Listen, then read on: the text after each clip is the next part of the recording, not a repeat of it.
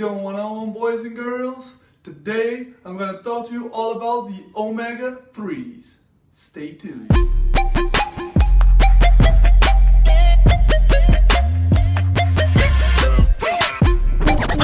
What's going on, boys and girls? FredC, Vegan Muscle 101. So today I'm going to talk to you all about the omega-3s. What they are, what they're good for, and where you can find them in plant-based foods.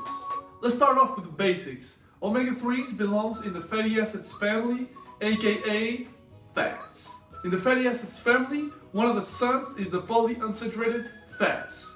In it, we can find the so-called omega-3s and the well-known omega-6. In the omega-3 circle, we have one of the essential fatty acids, which is called the ALA.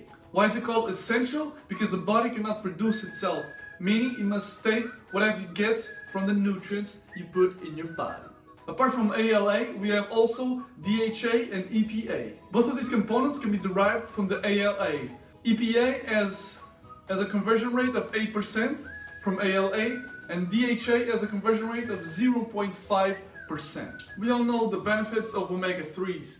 It promotes healthy brain function and growth. It is an anti-inflammatory, and it also stabilizes our blood pressure, blood sugar, and cholesterol levels. But I'm sure you probably know this already.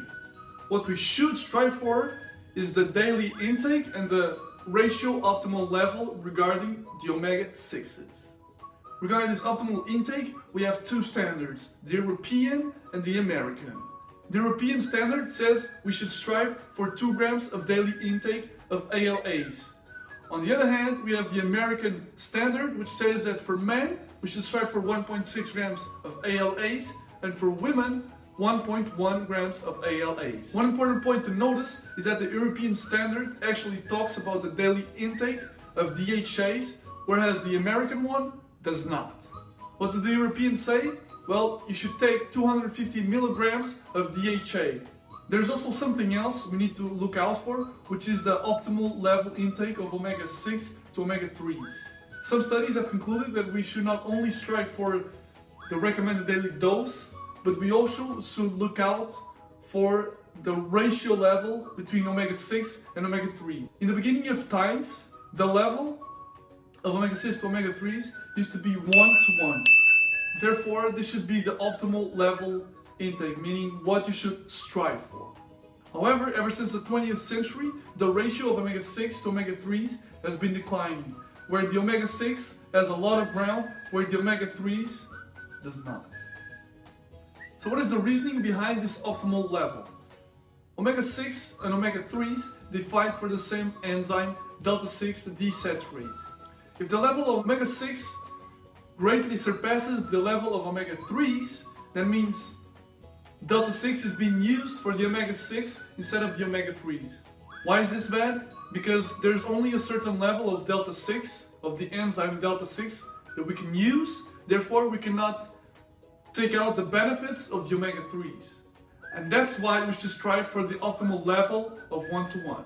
But if you're doing the math on that one, 0.5 conversion rate from 2 grams of ALAs, what does it get to?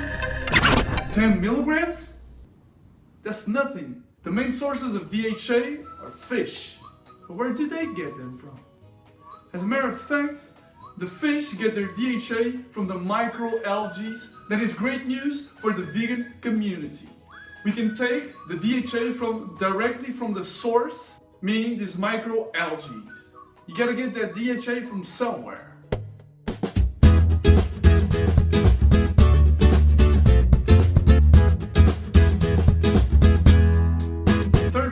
We have the hemp seeds, coming up with a 2 to 1 ratio of omega-6 and omega-3s. 1 tablespoon of hemp seeds has exactly 1 gram of ALA. Next up in the list, in number 2, we have Chia or Chia Seeds. The ratio of omega-6 to omega-3s is exactly 1 to 3.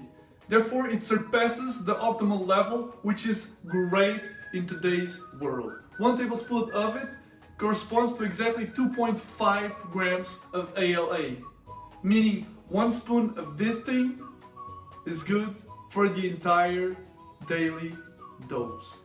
In number 1, we have the giant Flax Seed.